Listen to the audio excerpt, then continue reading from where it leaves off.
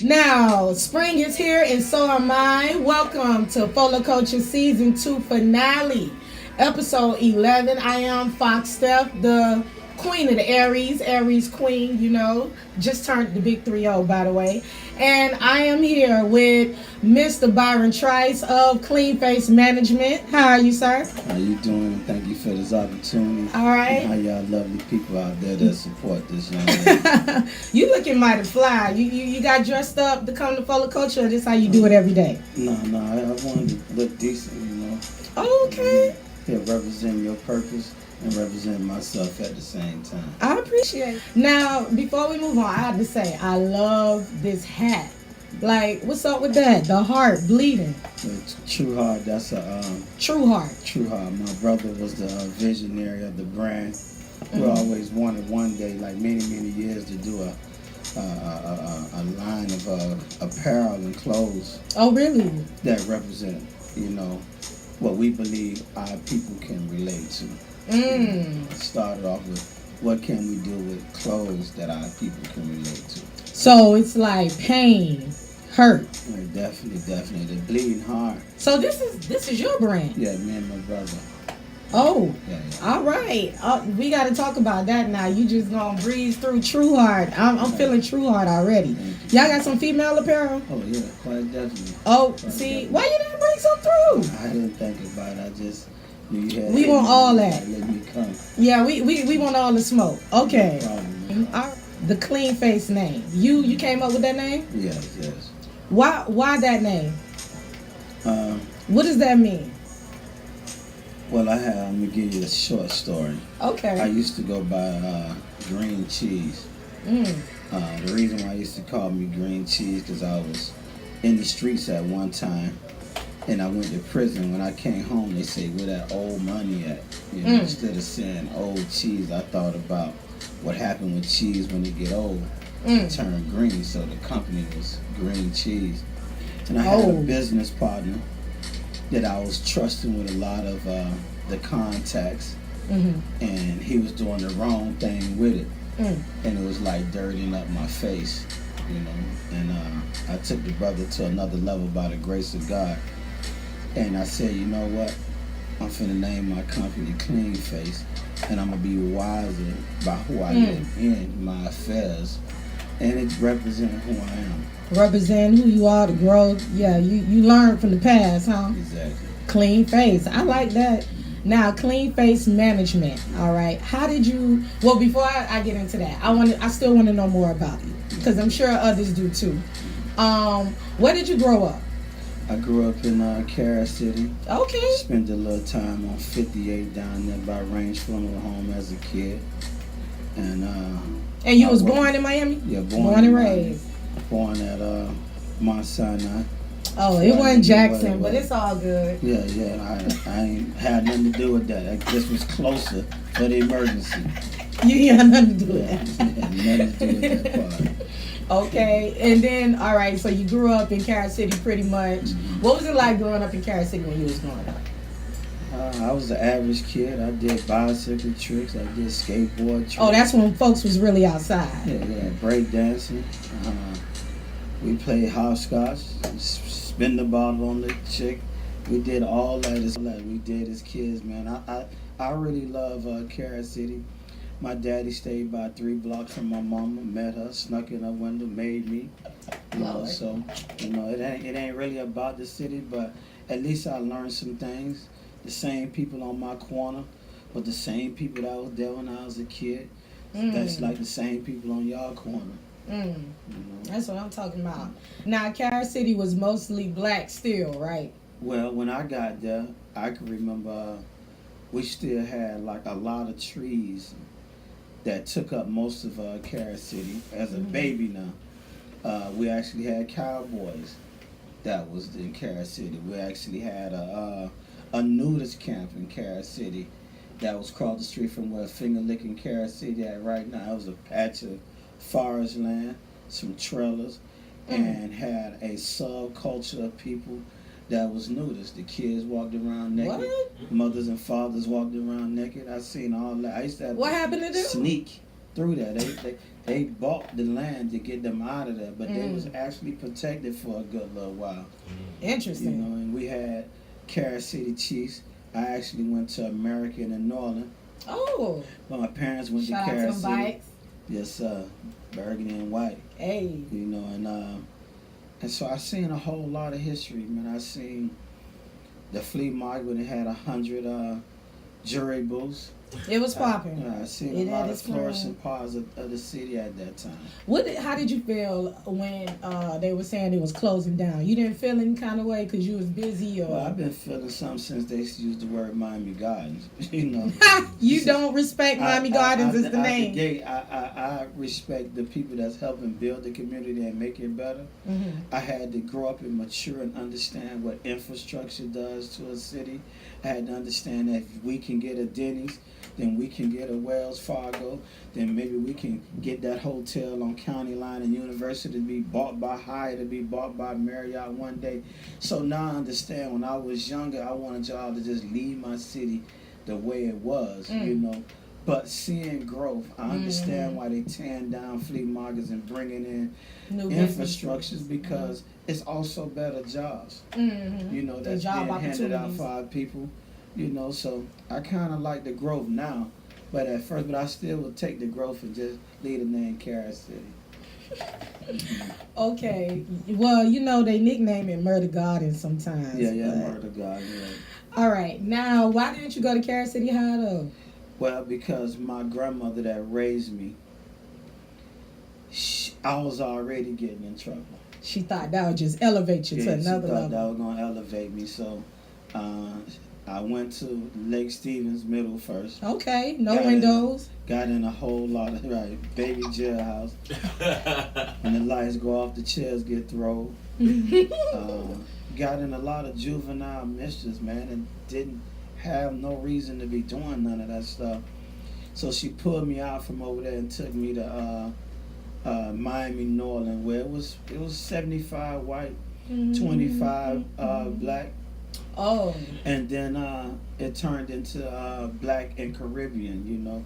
Shout out to all my Zoes, shout out to all my Jamaicans that I watched come in, and I watched how they got they self together. So it wasn't no excuse for us that was here all the time to complain, because I really watched Caribbeans come in from the Bahamas and Jamaica and start businesses and take care of their family. So I watched the transition, and then the whites that was there, they went out to Pembroke Pines. Now they out there in Parkland, you know. You know the stereotype. The Islanders' parents, especially Haitian parents, were strict though.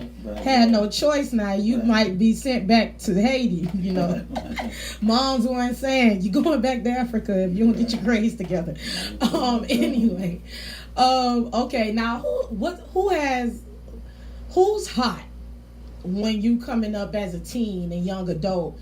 Like, I want to know, like, who got the Miami scene on lock, or is there nobody who has the Miami scene on lock when you coming up? Well, when I came up, that's actually how I entered the music business.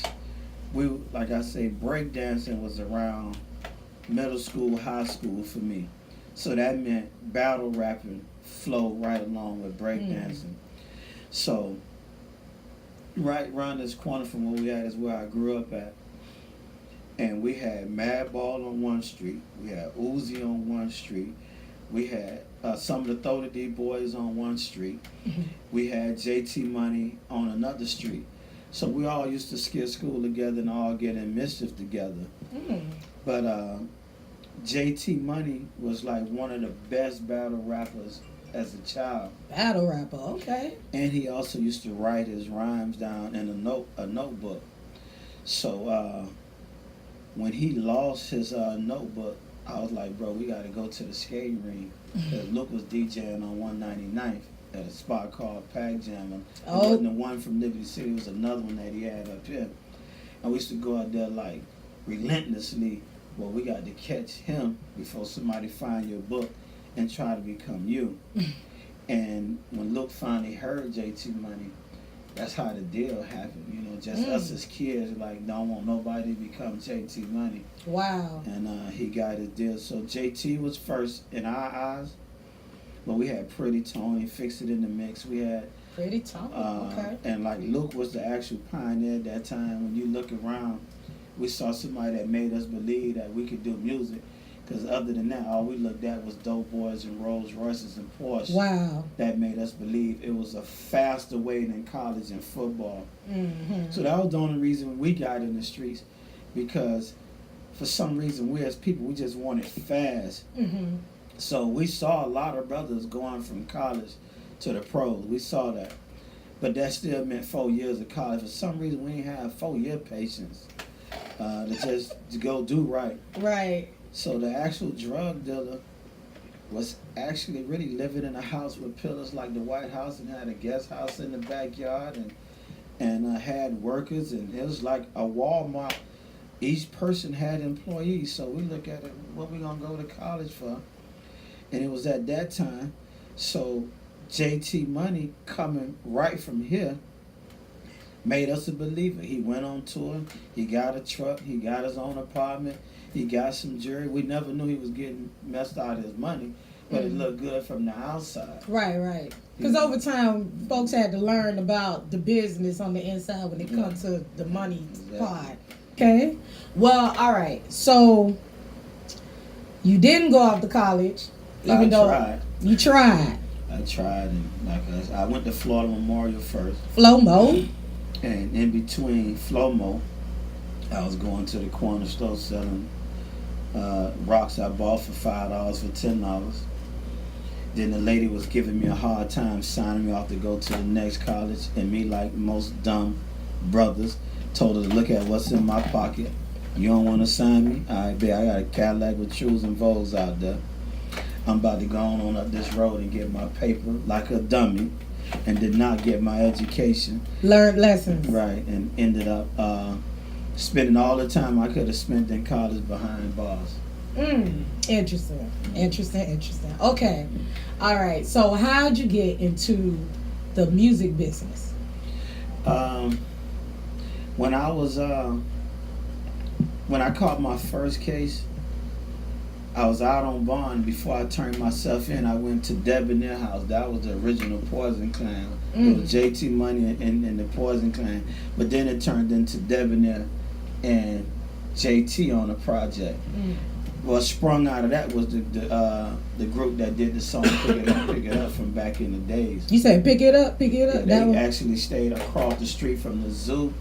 Negroes that JT was grooming as a group. So like everybody stayed within 2 minutes apart from each other that was getting record deals.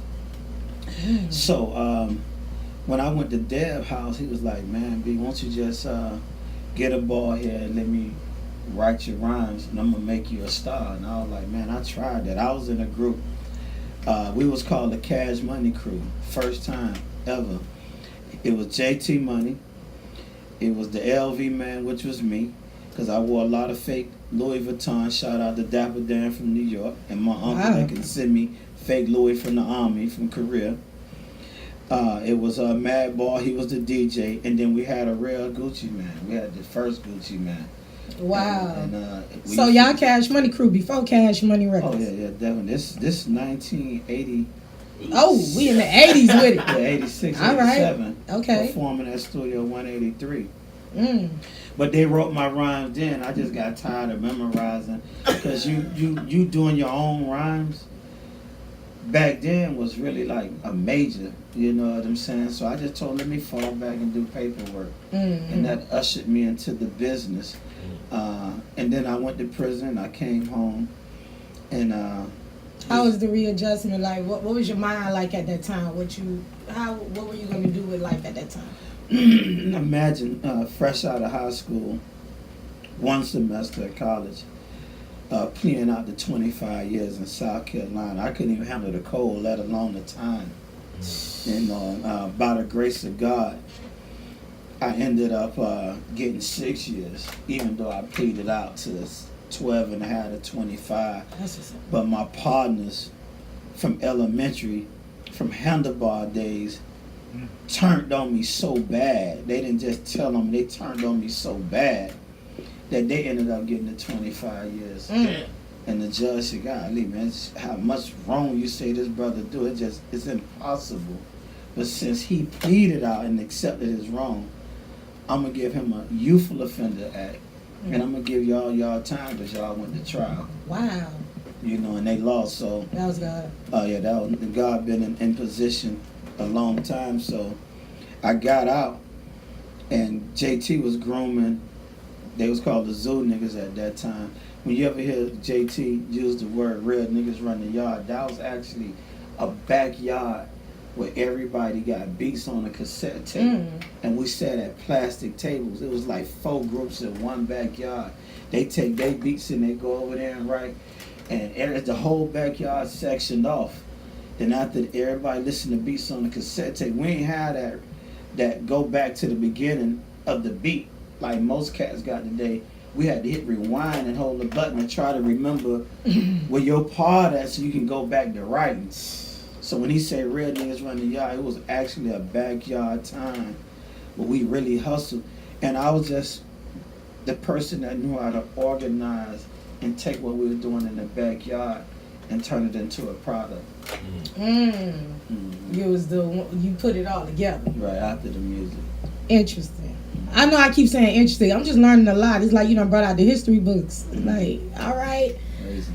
Okay, so when does it become Cleanface management though? Okay, I came home from prison. Now, when I say come home from prison, it's different phases. I ended up being such a hardhead. First bid that I accepted was 25 in South Carolina. Told God I wasn't going to do it no more, but it got rough. Had a baby, hopped back in the street, and ended up facing life with my brother because I got caught with 4 keys of crack in Georgia, being from Miami. Worst thing you could ever do. But God blessed me out of that. And I came home with $100 cash bond with zip lips. And that's because I trusted and believed in God. And the third time after I told God I wanted to do it again, it happened on 79th and 7, man. I thought he learned to listen. Oh, no, I ain't learning. I was hard-headed. I got 2 boys and 2 girls. They remind me every time how hard-headed I was. But the third time broke my back. It was here in Miami, 1996. I was just riding in a Chevy with rims on it, and like 10 police pulled me over just because they say he a black male. He got to have a gun in there to protect himself. But I had a half a key in my pants, and I ended up catching 15 years mandatory, and went and learned the law in prison. And by the grace of God, that 15 turned into 5, and I came home, and I went and worked for Slip and Slide for free for a year. Okay. The first artist I bumped into was Ball Greasy at Unsigned Hype Night with Larry Dog in 2003 at Roman Pub. That's closed down on 17 and 183rd. Me and Greasy worked together with Mr. Sean Years. Ended up getting in a situation with Def Jams. And, Yeah, me and the owner Slip and Slide Records, Ted Lucas. And his label wouldn't accept the deal. And the brother who gave the deal, God bless him, was Shakir. He was the head A&R and VP at Def Jams. He had signed Jeezy, he signed Ross, and he wanted to sign Greasy. That's just how Greasy was there in the inception of their career. But his label shut it down, kept fighting. 15 years later, we have Ball Greasy today. But in between that time, I found Plies, and he only had like 2 songs. And he was like, man, bro, check me out. What do you mean you found Plies? What do you mean by that? Oh, okay. Well, I was in Fort Myers. Me and his brother was doing concerts. So since I promised God I wasn't going to sell no more dope, I had to find something else to do. So I ended up being a booking agent, and that's why I named the business Cleanface, because there's so many people in my business that get deposits from people and they change their number. My business is, like, I can show I had a contract right now for Cardi B for $500,000. Persons don't know me. but they heard of me. So they gonna trust me to send $250,000 to give it to Cardi B for her to do the show. But it's a lot of imposters in my business that misuse the trust that people trust you with. So the name Cleanface is standing strong because so many people are doing wrong. So when they weed out themselves, it rises my company more closer to the top to be trusted. So I went through a lot of challenges. When I came in the game, there was no Twitter, no Facebook. Right. So when the game came with the social media, it wasn't about my phone number being given out or seeing me in the city and they in the venue saying, "Oh, you booked this show? Well, I want to stay in contact with you." So I used to go to all my clients' shows, and they used to thought that was good. Not only did I pay you 10%, but you actually use your own money to buy a flight in your own room to come make sure the artist showed up. So they passed out my number. Social media came. Now you can just look on and say who booking the artist, why you need me. But since a lot of the artists coming in the game don't know how to treat people, they hide doing business hours. They not understanding the demographics of B market, C market, A market. Not understanding the phase that you must promote at a lower rate. Management 101. They're running the clients back to me because they're not dealing with the public in a respectful way or understanding the business way. So that's putting me back in the game again because I took a major hit. When you can say, "Oh, the new artist is Kodak Black," me go on his Instagram, what I'm gonna call B for, I'm gonna have to pay B 10% of what it costs. Now I don't want to pay B. Now you go on there, may not never answer your number because you don't have a relationship. You don't know that me and AD, who started them off, we both was interns at Slip and Slide. We both come from the streets. I got a relationship. He gonna pick up my call. So eventually, when the artist don't pick up their email, you go to try anybody, that person busts you across the head. So having the name Cleanface was very effective during the time of social media. That was taking a lot of what I worked so hard for away. Now, speaking of Kodak Black, I just want to know. All right, especially, I'm sure are you a hip hop head? Would you say? Definitely that. All right. First of all, I want to ask your top 5 favorite rappers of all time. Who are they? Andre 3000, number 1. Ooh. One of the hardest guys to get verses from. Starting off strong. I also love E40. Oh. E40 is one of my first hustlers, first independent individuals that I seen as a kid. I was reading a magazine. I saw this big house he had like on a golf course with so much land, and the whole house was glass. And he hustled, and he still exists. He's still on top of his game in the Bay Area. Wow. Master P was like my dope boy that turned the business, the life that I dreamed, I seen somebody else actually do it, and he took care of his kids doing it. It was a major deal. Yeah, great. Rick Ross. Okay. Somebody that broke the mold of rap from Miami.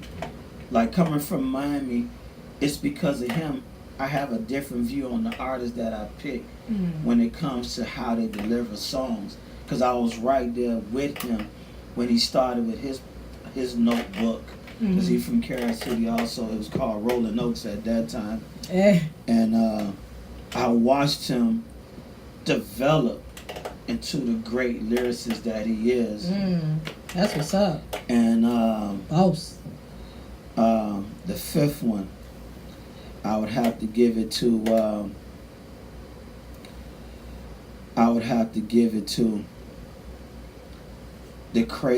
of the craziest dudes in the game. It would be Kanye. Kanye? What? Kanye. Because I believe I understand him. I understand him. I understand what he brought to the game. I understand him it's not always about the lyrics for why I call them my favorites. It's because I seen his jaw broke when he did Through the Wire.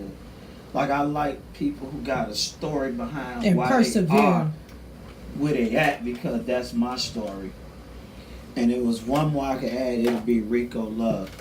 Oh, one of the greatest okay. songwriters in the game. Another home team. Right. And a songwriter makes the list. Because when I hear his rap song, I'm like, bro, once you put out your rap, man, you like the greatest rapper ever. Really?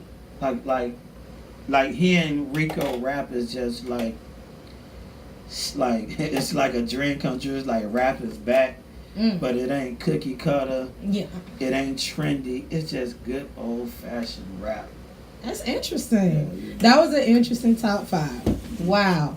Now, after that top 5, I have to ask you about something Kodak Black said recently. He claimed that he's the best